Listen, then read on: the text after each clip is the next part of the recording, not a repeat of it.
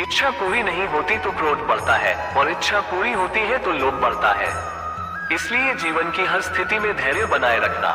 धर्म केवल रास्ता दिखाता है, लेकिन मंजिल तक तो कर्म ही पहुंचाता है।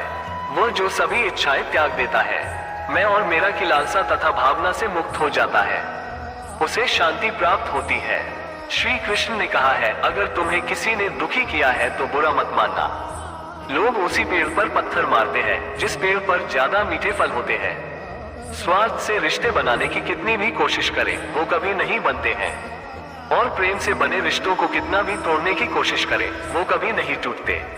अगर व्यक्ति शिक्षा से पहले संस्कार, व्यापार से पहले व्यवहार और भगवान से पहले माता पिता को पहचान ले तो जिंदगी में कभी कोई कठिनाई नहीं आएगी। जिस मनुष्य ने जवानी में बहुत पाप किए हैं, उसे बुढ़ापे में नींद नहीं आती। श्री कृष्ण कहते हैं कि मनुष्य को अपने मन को बार बार समझाना चाहिए कि ईश्वर के सिवा उसका कोई नहीं है।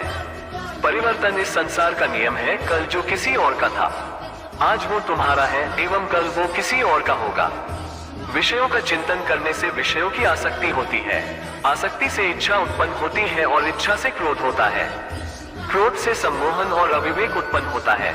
जो कुछ हुआ अच्छे के लिए हुआ, जो हो रहा है अच्छे के लिए हो रहा है, जो होगा वह भी अच्छे के लिए ही होगा। मेरे लिए न कोई घृणित है और न ही कोई प्रिय, न कोई निर्धन है और न ही कोई धनी। बस जो भक्ति भाव के साथ मुझे याद करते हैं, मैं उनका हूँ और वो मेरे। आप वही हैं जिसमें आप विश्वास करते हैं। आप वह बन जाते हैं जो आप मानते हैं कि आप बन सकते हैं। अगर तुम अपना कल्याण करना चाहते हो तो सभी तरह के उपदेशों, सभी धर्मों को छोड़कर मेरी शरण में आ जाओ, मैं तुम्हें मुक्ति प्रदान करूंगा। जिस इंसान के चारों तरफ नकारात्मक लोग रहते हैं, उस इंसान का मंजिल से भटक जाना तय है। जिंदगी में सब कुछ खत्म होना जैसा कुछ भी नहीं होता। हमेशा एक नई शुरुआत हमारा इंतजार कर रही होती है। इंद्रियों के अधीन होने से मनुष्य के जीवन में विकार और परेशानियां आती है। सुख दुख का आना जाना सर्दी गर्मी के आने जाने के जैसा ही है। इसलिए इन्हें सहन करना सीखना ही उचित है। निर्बलता अवश्य ईश्वर देता है, परंतु मर्यादा मनुष्य का मन खुद निर्माण करता है। जीवन में वाणी को संयम में रखना अनिवार्य है, क्योंकि वाणी से दिए हुए घाव कभी भरे नहीं जा सकते। मनुष्य उसके लिए शोक करता है जो शोक करने के योग्य नहीं है, और फिर भी ज्ञान की बातें करते हो। बुद्धिमान व्यक्ति न जीवित और न ही मृत व्यक्ति के लिए शोक करते हैं। मैं हमेशा तुम्हारे साथ और तुम्हारे आसपास रहता है, चाहे तुम कुछ भी कर रहे हो। जो हुआ अच्छा हुआ, जो होगा अच्छा होगा। स्वयं को मुझ पर छोड़ दो, अपने कर्म पर ध्यान दो। कर्म ऐसा जो स्वार्थरहित पापरहित हो। जीवन में समय चाहे जैसा भी हो, परिवार के साथ रहो। सुख हो तो बढ़ जाता है और दुख हो तो बढ़ जाता है।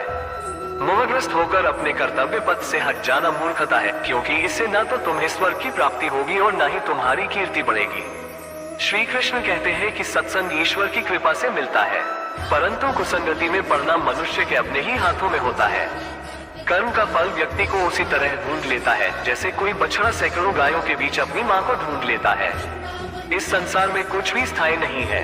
मैं सभी जीवों में विद्यमान हूँ। मैं चींटी में भी विद्यमान हूँ और हाथी में भी विद्यमान हूँ। मेरे भी कई जन्म हो चुके हैं, तुम्हारे भी कई जन्म हो चुके हैं। ना तो मेरा अंतिम जन्म है और ना ये तुम्हारा अंतिम जन्म है। व्यक्ति कर्म करने से कभी छुटकारा नहीं पा सकता है, इसलिए तुम्हें हमेशा कर्म करते रहना चाहिए, क्योंकि कर्म के बिना तुम्हारे शरीर का निर्वाह भी नहीं हो सकता है। जो लोग दूसरों की सहायता करते हैं, ईश्वर उनकी सहायता करते हैं। जब ये संसार ही स्थायी नहीं है, तो इस संसार